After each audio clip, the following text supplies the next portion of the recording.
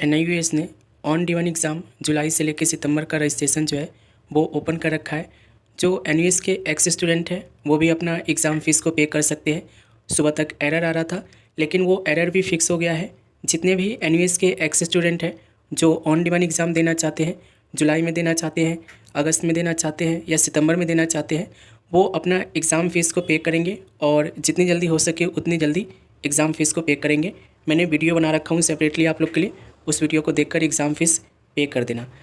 अब ऐसे जितने भी स्टूडेंट्स हैं जो NIUS के स्टूडेंट्स नहीं हैं, पहले कभी वो पढ़ाई किए हैं CBSE बोर्ड से या स्टेट बोर्ड से या कोई ओपन बोर्ड से अपनी पढ़ाई किए हैं और जिनको ऑन डिमांड एग्ज़ाम देना है। ऑन डिमांड एग्ज़ाम का मतलब देखो ये होता है कि यहाँ पे आप लोग को एक स्पेसिफिक डेट सेलेक्ट करनी होती है एग्ज़ाम के लिए, उस डेट पर आपका एग्ज़ाम हो जाता है। और ऑन डिमांड एग्ज़ाम में देखो वो सारे स्टूडेंट्स एलिजिबल हैं जो पहले कहीं से पढ़ाई कर चुके हैं या फिर जिनका इनकम्प्लीट पढ़ाई रह गया था, 10वीं फेल हो गए थे या 12वीं फेल हो गए थे, उनके लिए भी ये ऑन डिमांड एग्ज़ाम है। प्लस जो NIUS के एक्स स्टूडेंट हैं रह गए हैं किसी रीजन से, उनके लिए भी ये ऑन डिमांड एग्ज़ाम है। अब NIUS के जितने भी स्टूडेंट्स हैं जो एक्स स्टूडेंट हैं उनका तो देखो NIUS के पास डाटा है, तो वो तो क्या है कि इनको मतलब यहीं पे एग्ज़ाम फ़ीस भरवा लेंगे। लेकिन जो CBSE के स्टूडेंट्स हैं या फिर जो अदर्स स्टूडेंट्स हैं जिनका NIUS से कोई लेना देना नहीं है, उनको तो ऑन डिमांड एग्ज़ाम देने के लिए रजिस्ट्रेशन करना ही होगा और वो हम इस वीडियो में देखने वाले हैं। तो सबसे पहले मैं आपको लिंक दिखाने आया हूँ। कुछ स्टूडेंट्स कमेंट कर रहे थे कि लिंक भी ओपन नहीं हो रहा है, लेकिन अब सब वर्क कर रहा है अच्छे से। यहाँ पे देखो जुलाई 2024 टू सितंबर 2024, इस पर जब आप क्लिक करोगे ना, हालांकि मैं आपको इसका डायरेक्ट लिंक आपको वीडियो के डिस्क्रिप्शन में दे दिया हूँ, आपको इतनी मेहनत नहीं करनी पड़ेगी। ये देख लो यहाँ पे लिखा हुआ मिलेगा, you are registering for on demand block 1 2024। ठीक है, अब देखो यहाँ पे स्टेप बाय स्टेप हम फॉर्म को फिल करेंगे, डॉक्यूमेंट अपलोड करेंगे और पेमेंट भी करेंगे। साथ में हम लास्ट डेट भी देखेंगे कि लास्ट डेट क्या है। ठीक है, तो सबसे पहले आपको सिलेक्ट करना होगा स्टेट। ठीक है, जिस स्टेट से आप एडमिशन लेने वाले हो, ठीक है, जो भी स्टेट है वो स्टेट यहाँ से सिलेक्ट करोगे। उसके बाद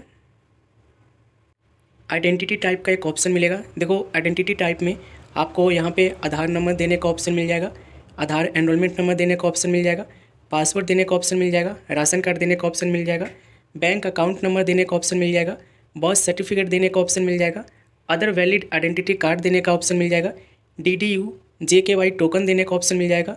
ठीक है, ITI रजिस्ट्रेशन नंबर देने का ऑप्शन मिल जाएगा, तेजस्वनी एनरोलमेंट नंबर देने का ऑप्शन मिल जाएगा, CCI ट्रैकिंग ID। ये इतने सारे ऑप्शन हैं जिसके थ्रू आप लोग एडमिशन करवा सकते हो। ठीक है, तो जनरली देखो सबके पास आधार कार्ड होता है, अपना आधार यहाँ पे सिलेक्ट कर लेंगे। ठीक है, उसके बाद देखोगे आइडेंटिटी नंबर का ऑप्शन मिलेगा यहाँ पे, इसमें आपको अपना आधार नंबर डाल देना है। ठीक है, देन यहाँ पे देखोगे एक ऑप्शन मिलेगा, are you unregistering NIUS learner, आपको इसमें नो सेलेक्ट कर लेना है। ठीक है, नो सेलेक्ट कर लेना है। एक चीज़ यहाँ पे नोट डाउन कर लेना, जो NIUS के स्टूडेंट्स हैं जिनके 5 साल कंप्लीट हो गए हैं, ठीक है, अगर वो रजिस्ट्रेशन कर रहे हैं यहाँ पे तो ध्यान रखना, ये जो are you unregistering NIUS learner का ऑप्शन मिल रहा है ना, वो यस करेंगे। कौन स्टूडेंट्स? जो NIUS के एक्स स्टूडेंट हैं जिनके 5 साल कंप्लीट हो गए हैं, नोट डाउन कर लेना। चूँकि ये देखो ये CBSE के स्टूडेंट्स हैं, ठीक है, तो हम यहाँ पे नो सेलेक्ट करेंगे। अब यहाँ पे आपको अपना कोर्स सेलेक्ट करना है कि 10वीं क्लास में आप अप्लाई कर रहे हो कि 12वीं क्लास के लिए अप्लाई कर रहे हो।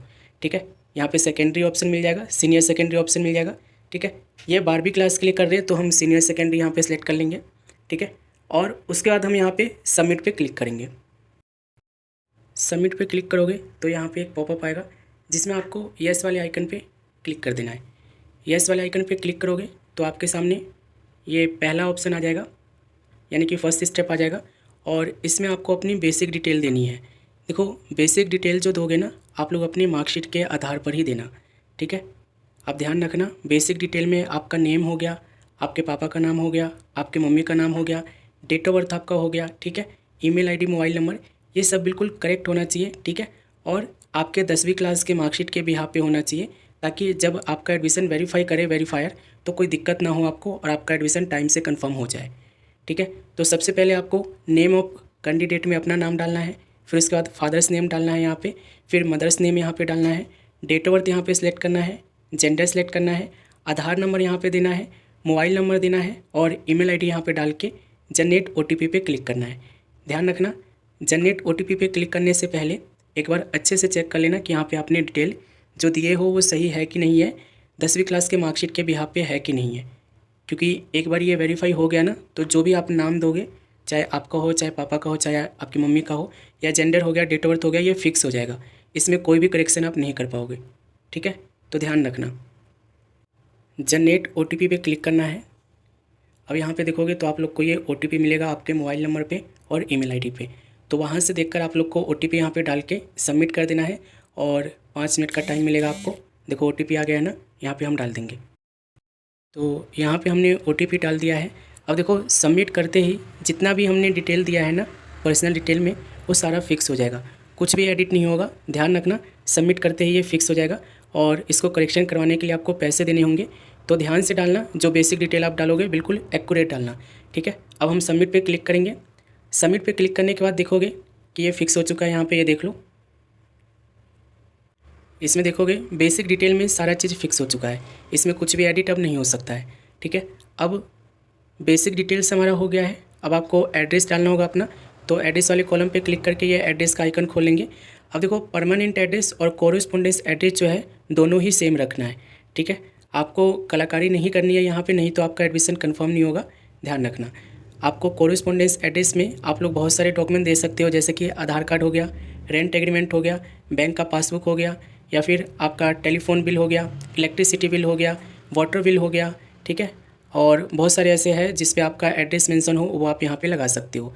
ठीक है, तो सबसे पहले हाउस/टूर/फ्लैट नंबर में आप अपना हाउस नंबर या प्लॉट नंबर जो भी है वो आप यहाँ पे डालोगे। अगर इसमें नहीं है तो आपने पापा का नाम डाल देना, क्योंकि आपके घर की पहचान भी आपके पापा से ही होती है। ठीक है, तो पापा का नाम यहाँ पे डाल देना। और स्ट्रीट लोकेलिटी यहाँ पे बताएंगे, विलेज, वार्ड, लैंडमार्क यहाँ पे बताएंगे। स्टेट ऑलरेडी सिलेक्ट है, और उसके बाद हमें डिस्ट्रिक्ट अपना सेलेक्ट करना होगा, तो डिस्ट्रिक्ट सेलेक्ट कर लेंगे जो भी है। उसके बाद देखोगे यहाँ पे पिन कोड डालने के लिए बोल रहा है, तो पिन कोड डालोगे अपना। आधार कार्ड के एड्रेस पर आपको मिल जाएगा पिन कोड। ठीक है, और टेलीफोन में आप लोग को कुछ नहीं करना है। ठीक है, टेलीफोन वाला कॉलम जो है आपको स्किप कर देना है। ठीक है, यानी कि खाली छोड़ देना है। देन यहाँ पे आप देखोगे कॉरेस्पोंडेंस एड्रेस में इसी को कॉपी कर देना है। तो यहाँ पे एक ऑप्शन मिलेगा सेम एज परमानेंट एड्रेस, इस पर आप क्लिक करोगे तो एड्रेस पूरा ये आपका यहाँ पे कॉपी हो जाएगा। सेम एज पे क्लिक करते ही ये कॉपी हो जाएगा पूरा। अब ये यहाँ पे कंप्लीट हो चुका है हमारा। अदर इन्फॉर्मेशन वाले कॉलम पे क्लिक करेंगे और यहाँ पे ये अदर इन्फॉर्मेशन हमसे मांगेगा। सबसे पहले हमें ये मांग रहा है सोशल कैटेगरी। सोशल कैटेगरी में अगर आपके पास सर्टिफिकेट है तो ही यहाँ से सिलेक्ट कर लेना। ठीक है, जैसे कि SC का सर्टिफिकेट है तो SC सिलेक्ट कर लेना, या ST का सर्टिफिकेट है तो ST सिलेक्ट कर लेना, या OBC का सर्टिफिकेट है तो OBC सिलेक्ट कर लेना। सर्टिफिकेट नहीं है तो जनरल ही सिलेक्ट करना। ठीक है, जनरल ही सिलेक्ट करना और कुछ यहाँ पे सिलेक्ट मत करना। ठीक है, अब यहाँ पे देखोगे आपको मिलेगा टाइप ऑफ डिसेबिलिटी में अगर आपकी डिसेबिलिटी है कुछ तो बताओगे, otherwise not applicable, already select नहीं देना है। मीडियम ऑफ स्टडी, देखो मीडियम जो है ना यहाँ पे इंग्लिश सेलेक्ट कर लेना। ठीक है, कई बार क्या होता है ना कि हिंदी मीडियम सेलेक्ट करने के बाद जो है ना आपको स्टडी सेंटर नहीं मिलता है। ठीक है, तो इंग्लिश मीडियम सेलेक्ट कर लेना, पेपर आप हिंदी में भी दे सकते हो। ठीक है, इंग्लिश मीडियम यहाँ से सिलेक्ट कर लेना है सभी को। अगर कोई रीजनल लैंग्वेज में देना चाहता है, जैसे गुजराती हो गया, तमिल हो गया, बंगाली, तो उनके लिए अलग है, वो अपना यहाँ से सिलेक्ट करेंगे। ठीक है, ऑर्फन में नॉट एप्लीकेबल रखना है। ठीक है, गार्जियन इंस्टीट्यूशंस नेम में कुछ नहीं करना है, स्किप करना है इसको। योर प्रीवियस क्वालिफिकेशन, अपनी प्रीवियस क्वालिफिकेशन बतानी है, यहाँ पे ध्यान रखना। अब एक चीज़ आपको मैं यहाँ पे समझाता चलता हूँ यहीं पे, ताकि आप लोग का एडमिशन में कोई दिक्कत ना आए। देखो कभी भी ना एनवीएस को गुमराह मत करना। बहुत से स्टूडेंट्स क्या करते हैं ना कि 12वीं क्लास में 5 सब्जेक्ट लेने के लिए क्या करते हैं कि वो प्रीवियस क्वालिफिकेशन 10th दिखा देते हैं। अब वो दिखाने के बाद होता क्या है ना कि एडमिशन आपका कंफर्म होगा नहीं। क्यों नहीं होगा? क्योंकि आपने ऑलरेडी 12th पास कर रखे हो। ठीक है, तो जो आपकी क्वालिफिकेशन है करेंट में, आप 12th पास हो तो 12th दिखाओगे, 12th फेल हो तो 12th फेल दिखाओगे, अगर आप 10th पास हो तो 10th पास दिखाओगे, या फेल हो तो फेल दिखाओगे। यानी कि जो आपकी डिटेल है ना वही डालनी है। अगर आप एनवीएस को गुमराह करोगे तो फिर एडमिशन आपका कंफर्म नहीं होगा, पैसे पूरे बर्बाद जाएंगे। इस चीज़ को ध्यान रखना। तो आपको यहाँ से अपना क्वालिफिकेशन सेलेक्ट कर लेना है। ठीक है, जैसे कि यहाँ पे देखो 10th यहाँ पे आ रहा है, क्योंकि इन्होंने 10th के लिए अप्लाई किया है, और इन्होंने देखो एक पॉपअप भी दे दिया है कि इसका सर्टिफिकेट चाहिए। ठीक है, ओके पर आपको क्लिक कर देना है। अब यहाँ पे देखो प्रीवियस क्वालिफिकेशन स्टेटस क्या है वो बताने के लिए कह रहा है, फेल, कंपार्टमेंट या पास, तो वो आप यहाँ पे सिलेक्ट कर लोगे। देखो फेल और कंपार्टमेंट सेलेक्ट करते हो तो कोई दिक्कत नहीं है। ठीक है, लेकिन अगर आप यहाँ पे पास सेलेक्ट कर रहे हो ना, पास अगर आप सेलेक्ट कर रहे हो तो उसके इसमें ध्यान रखना, यहाँ पे ना आप लोग को ये जो पार्ट एडमिशन और डुअल एनरोलमेंट का ऑप्शन मिल रहा है, इसमें आपको यस कर देना है। पार्ट एडमिशन और डुअल एनरोलमेंट के ऑप्शन में यस कर देना है, अगर आप 10th पास लिख रहे हो या 12th पास लिख रहे हो तो। ठीक है, यस जरूर कर देना है, नहीं तो एडमिशन कंफर्म नहीं होगा। ठीक है, फिलहाल ये फेल है तो हम नो सेलेक्ट करेंगे यहाँ पे। उसके बाद हम ये डिक्लेरेशन मांग रहा है, डिक्लेरेशन दे देंगे। ये बॉक्स पे क्लिक करके नेक्स्ट पर क्लिक करेंगे। अब जब आप नेक्स्ट पर क्लिक करोगे तो आपके सामने ये सेकंड ऑप्शन आएगा ऑप्शनल डिटेल का।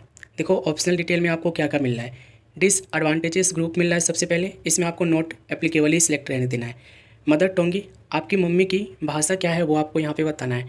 ठीक है, हिंदी है, उर्दू है, ठीक है, बहुत से ऑप्शन यहाँ पे मिल जाएंगे, तो वो आप यहाँ पे सिलेक्ट कर लोगे। उसके बाद नेशनलिटी इंडिया यहाँ पे सिलेक्ट है। रिलीजन आपको यहाँ पे सिलेक्ट करना है कि आप हिंदू हो, मुस्लिम हो, सिख हो, ईसाई हो, वो आप यहाँ पे सिलेक्ट कर लोगे। अब यहाँ पे आपको फादर क्वालिफिकेशन अपनी बतानी है, आपके पापा कहाँ तक पढ़े हुए हैं। फिर मदर क्वालिफिकेशन बताना है। पैलेस ऑफ रेजिडेंस में यहाँ पे आप लोग देखोगे कि किस टाइप के एरिया में रह रहे हो।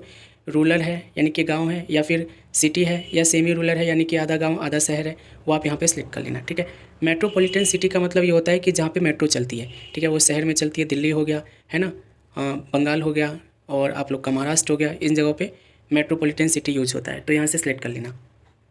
उसके बाद एम्प्लॉयमेंट में आपको अपना स्टेटस बता देना है कि आप कोई काम करते हो तो यहाँ पे सिलेक्ट कर लेना। ठीक है, अगर आप कोई काम नहीं करते हो तो अनएम्प्लॉयड ही सिलेक्ट रहने देना।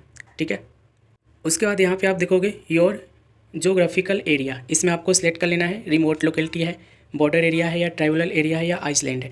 कुछ समझ में नहीं आ रहा है तो इसको आपको ऐसे ही छोड़ देना है। ठीक है, एक्स्ट्रा में आप लोग को बहुत से ऑप्शन मिल जाएगा। परफॉर्मिंग आर्ट हो गया, स्पोर्ट्स हो गया, फाइन आर्ट हो गया। ध्यान रखना इन सब के सर्टिफिकेट चाहिए होंगे अगर आप सिलेक्ट करोगे तो, नहीं है तो इसे मत सिलेक्ट करना। ठीक है, इकोनॉमिकली बैकवर्ड क्लास, ठीक है, यहाँ पे अगर आप हो तो इकोनॉमिकली बैकवर्ड क्लास का ऑप्शन सेलेक्ट कर सकते हो, सर्टिफिकेट होना चाहिए, नहीं तो छोड़ देना। ठीक है, फैमिली इनकम बता देना कितनी है। ठीक है, फैमिली इनकम जो है एनुअल इनकम, वो आप यहाँ पे बता दोगे, और उसके बाद नेक्स्ट पर क्लिक करना है। नेक्स्ट पर क्लिक करोगे ना तो आपके सामने ये ऑप्शन आएगा सब्जेक्ट्स का। अब यहाँ पे आपको सब्जेक्ट सिलेक्शन करना पड़ेगा। अब ध्यान रखना, यहाँ पे ध्यान देना, आपको यहाँ पे सबसे पहला ऑप्शन मिलेगा अप्लाई फॉर टीओसी। अब ये टीओसी क्या है यहाँ पे समझो। देखो टीओसी वही स्टूडेंट्स अप्लाई कर सकता है जो पहले जिनका रिजल्ट कंपार्टमेंट में है या फेल में है।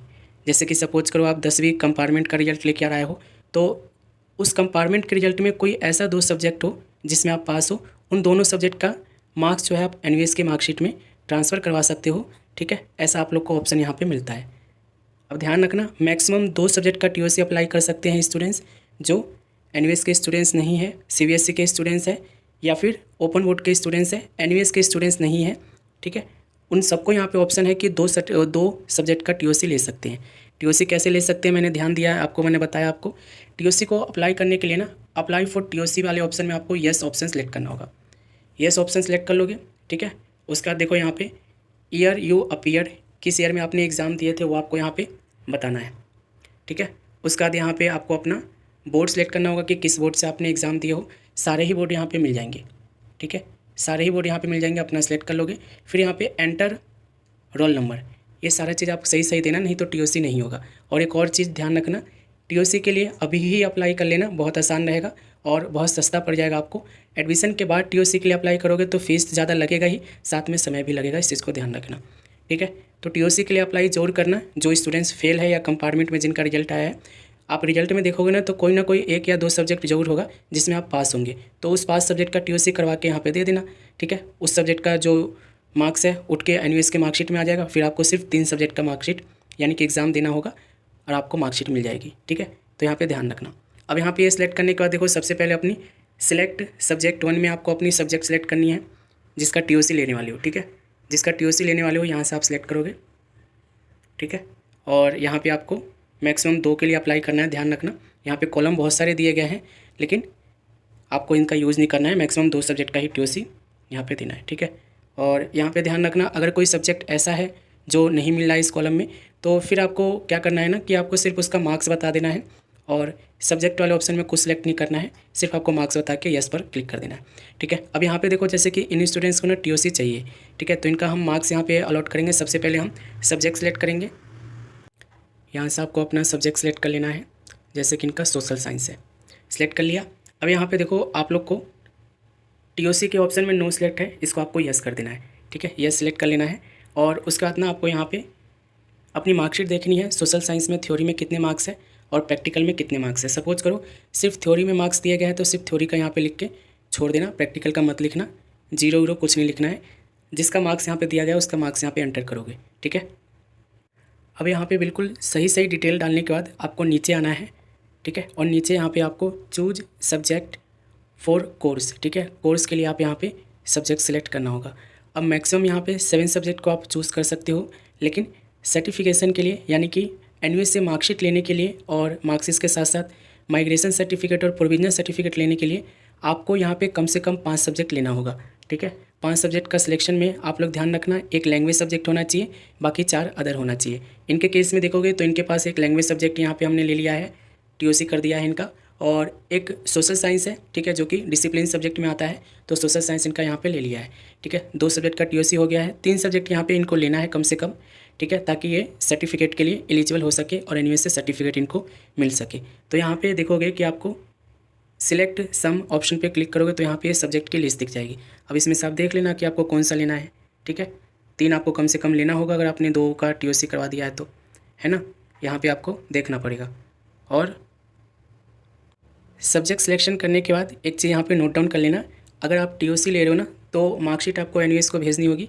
एनयूएस हेडक्वार्टर को यहाँ पे देख लो, इन्होंने पूरा एड्रेस दे रखा है।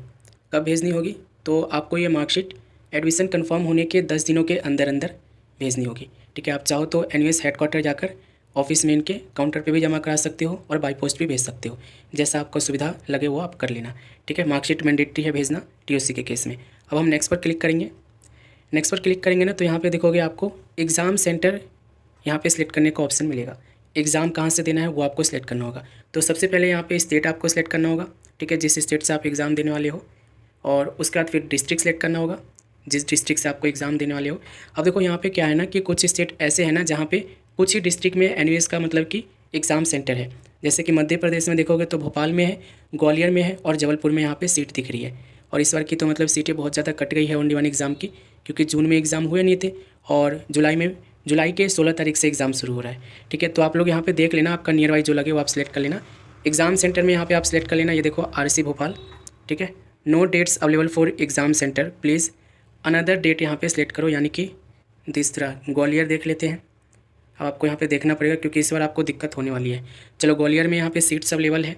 अब इनसे पूछना होगा कि इनको एग्ज़ाम कब देना है। जब आपको एग्ज़ाम देना है वो सीट यहाँ पे आपको उठाना होगा।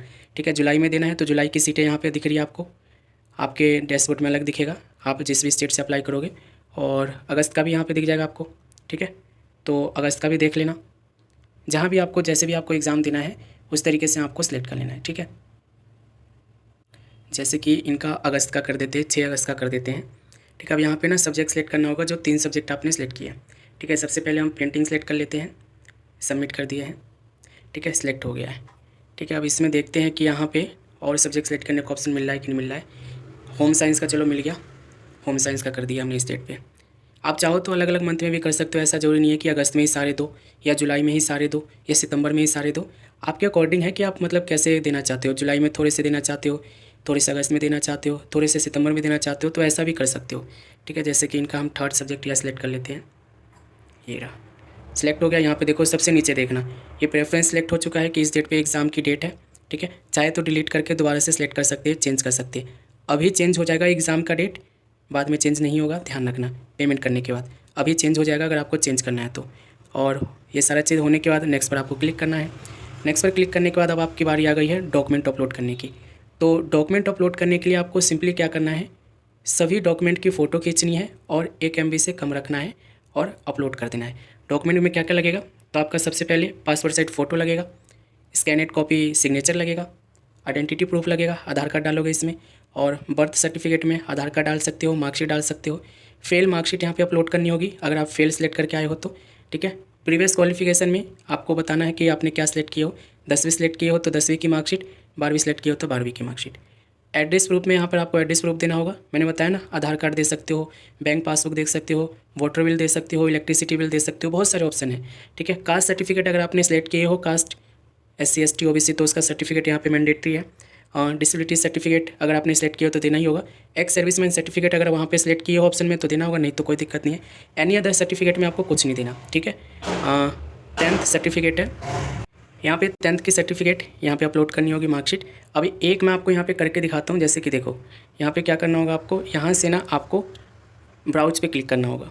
ठीक है, ब्राउज पे क्लिक करोगे, फाइल पे क्लिक करोगे और जहाँ भी आपने फ़ोटो खींच के रख रखे हो 1 MB से कम में उस फ़ोटो को सिलेक्ट कर लोगे।